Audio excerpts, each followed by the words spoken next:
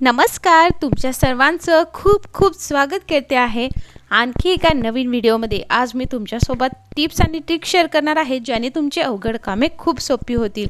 तर कोणताही उशीर न करता चला आजच्या व्हिडिओला सुरुवात करूया। तर सगळ्यात पहिली टिप आहे केळी रिलेटेड। बऱ्याचदा असं होतं की आपण केळी आणतो आणि ती केळी एकदाच ना सगळी पिकून जाते, पण खायला आपल्याकडून काही होत नाही। मग अशा वेळेस ती सडते आणि मग जे आहे आपण ती फेकून देतो।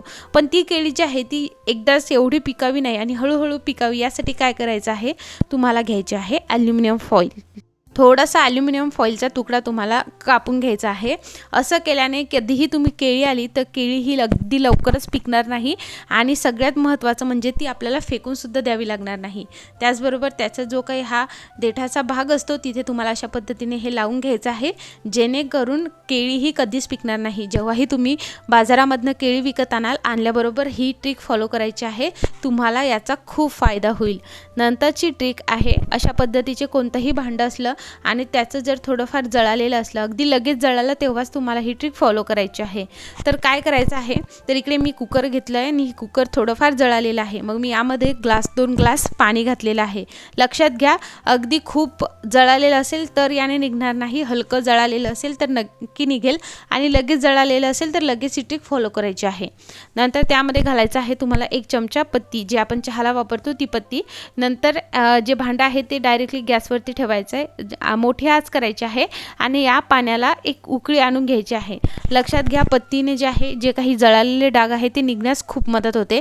आता याला उकळी आलेली आहे आणि गेले 5 मिनिटं झाले मी याला हे असंच उकळवते आहे। आता जे आहे आपल्याला बंद करायच्या वेळेस त्याच्या 1 मिनिट अगोदर यामध्ये घालायचं आहे 1 चमचा बेकिंग सोडा। बेकिंग सोडा म्हणजेच खायचा सोडा तुम्हाला घालायचा आहे आणि हे अगदी थोडंसं बघा, यामध्ये सोडा टाकल्याबरोबरच जे आहे असं फुग्यासारखं जे आहे ती वरती यायला लागेल, कारण आपण यामध्ये सोडा घातला आहे म्हणून।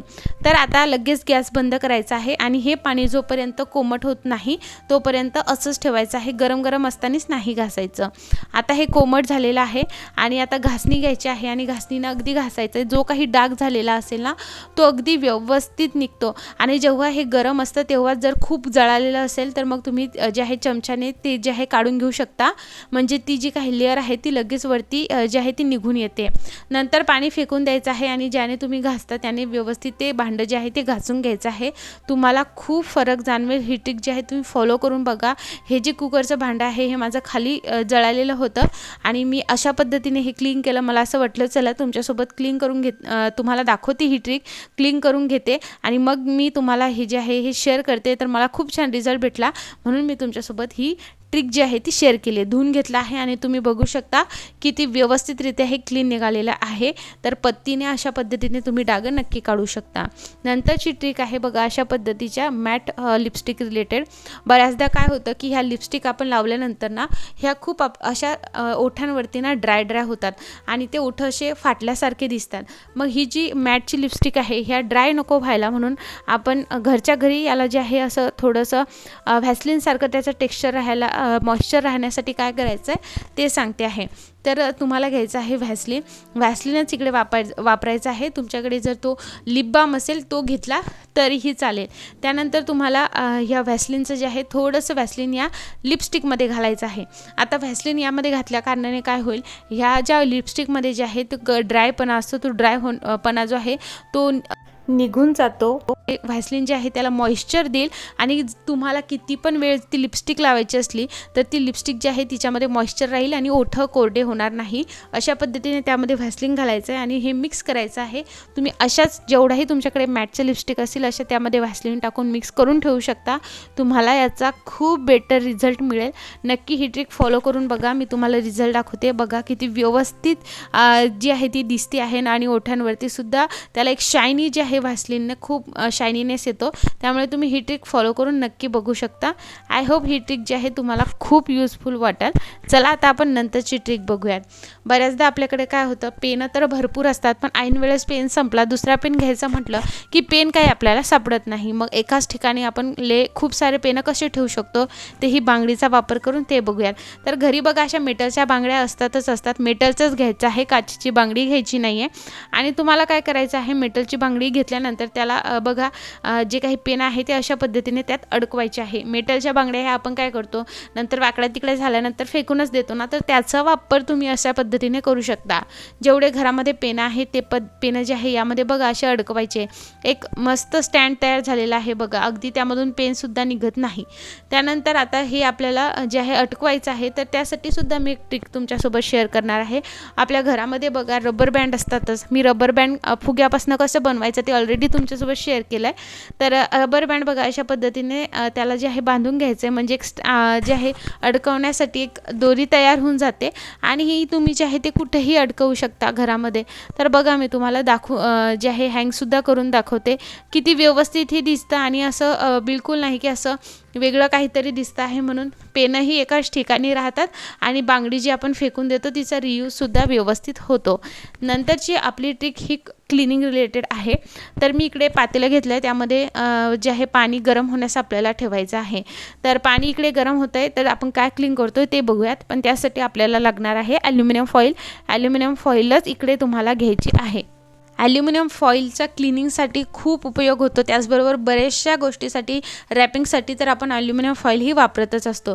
तर तुम्हाला ॲल्युमिनियम फॉईलचे जे आहे अशा पद्धतीने जे आहे कापून घ्यायचे आहे आणि नंतर तिचे छोटे छोटे तुकडे करून घ्यायचे आहे. पूर्ण तुम्ही एक मोठाही याचा असा एवढा जरी घेतला आणि याचा बॉल बनवला तरीही चालेल, पण मी छोटे छोटे करते आहे. तुम्हाला ही जी ट्रिक होती ही माहिती होती का आधी, ते मला तुम्ही कमेंटमध्ये नक्की सांगू शकता. याचे बघा असे छोटे छोटे तुम्हाला बॉल बनवून घ्यायचे आहेत. एकच मोठा बनवला तरीही चालेल, पण त्याला स्पेस जास्त लागेल म्हणून मी असे छोटे छोटे बॉल बनवते आहे. दुसरीकडे आपलं पाणी जे आहे ते गरम होण्यास आपण ठेवलेलं आहे.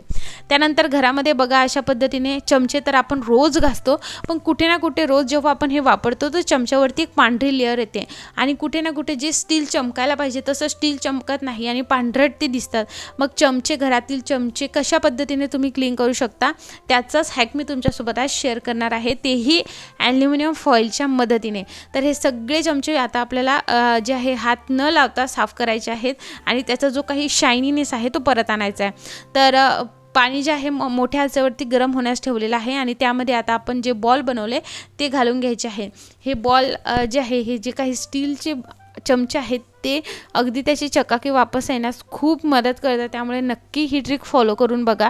आता याला जे आहे याच्यामध्ये जेवढेही चमचे आहे ते पूर्ण घालायचे आहेत. एक गोष्ट लक्षात घ्या, तुम्ही जेवढे चमचे घेतले ते पूर्ण त्या पाण्यामध्ये जे आहे ते बुडलं पाहिजे. तर मी इकडे त्यामध्ये पुन्हा पाणी टाकून घेतलं आहे आणि आता याला मोठ्या आचेवरती चांगलं 10 ते 15 मिनटं दणदणीत असं उकळू द्यायचं आहे. म्हणजे असं त्याला एकदम अशी उकळी आली पाहिजे आणि उकळत्या पाण्यामध्ये 15 मिनटं तुम्हाला हे चमचे असेच हे होऊ द्यायचे आहेत, जेणेकरून याचा जो पांढरटपणा असतो ना तो निघण्यास खूप मदत होते. आता बघा 15 मिनटं झालेले आहेत. 15 मिनटं झाल्यानंतर मी पातेलं खाली घेतलेलं आहे, भरपूर गरम आहे. थोडंसं थंड जे आहे ते होऊ द्यायचं आहे आणि नंतर तुम्ही यामधून चमचे काढू शकता, पण अगदीच थंड नाही होऊ द्यायचं. थोडंसं कोमटसरमध्येच तुम्हाला हे काढून घ्यायचं.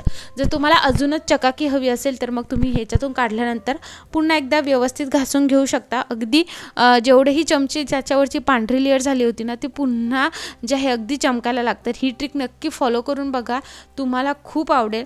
आणि या सर्व ट्रिकमधले तुमच्यात सगळी फेवरेट ट्रिक कोणती होती तेही मला तुम्ही कमेंटमध्ये नक्कीच सांगू शकता. आणि हे जे काही बॉल आहे जर तुम्ही व्यवस्थित बघितले तर हे बॉल जे आहे ते जसं सिल्वर ॲल्युमिनियम फॉईल असतं जसं सिल्वरसारखं ते चमकतं, तर ते बॉल जे आहे ते काळपट झालेले असतात. आणि हीच जे आहे ॲल्युमिनियम फॉईल ह्याच इथे एक रोल प्ले करतो की तो स्टील काढण्यास खूप मदत करतो. आता हे चमचे पूर्ण मी जे आहे याच्यामध्ये काढून घेते आहे आणि तुम्हाला रिझल्टसुद्धा दाखवते. खूप व्यवस्थितरित्या चमचे हे निघतात. नंतर तुम्ही सुती कपड्याने हे जे आहे पुसून घेऊ शकता आणि नंतर हे जे काही बॉल आहेत हे तुम्ही फेकून देऊ शकता. तर अशा पद्धतीने तुम्ही ॲल्युमिनियम फॉईलचा वापर करून चमचे हे नक्कीच क्लीन करू शकता. तुम्ही मला कमेंटमध्ये कशा रिलेटेड व्हिडिओ हवा आहे हेही सांगू शकता, जेणेकरून तो व्हिडिओ मी लवकरात लवकर तुमच्यासमोर आणण्याचा नक्की प्रयत्न करेन. नंतर हे चमचे जे आहे सुती कपड्यावर टाकून व्यवस्थितरित्या पुसून घ्यायचे आहेत आणि मग लगेच ड्राय होतील, जेणेकरून त्यावरती पाण्याचे डाग होणार नाही. तर तुम्हाला मी जवळूनसुद्धा दाखवलं, खूप व्यवस्थितरित्या आणि चमकायला लागलेले आहे चमचे. तुम्हाला व्हिडिओ तसं दिसतंच आहे. आय होप हा व्हिडिओ तुम्हाला खूप आवडला असणार. व्हिडिओ आवडला असेल तर लाईक करायचं विसरू नका. मित्रपरिवारासोबत नक्की शेअर करा आणि हो, चॅनलला सबस्क्राईब केलं नसेल तर नक्की सबस्क्राईब करा. हा व्हिडिओ आवडला असेल तर हे जो ट्रिक आहे त्या नक्की फॉलो करून बघा। तर हे बघा, तुम्ही सगळे चमचे आपण व्यवस्थित साफ केलेले आहेत। हा व्हिडिओ बघितल्याबद्दल तुम्हा सर्वांचे खूप खूप आभार मंडळी।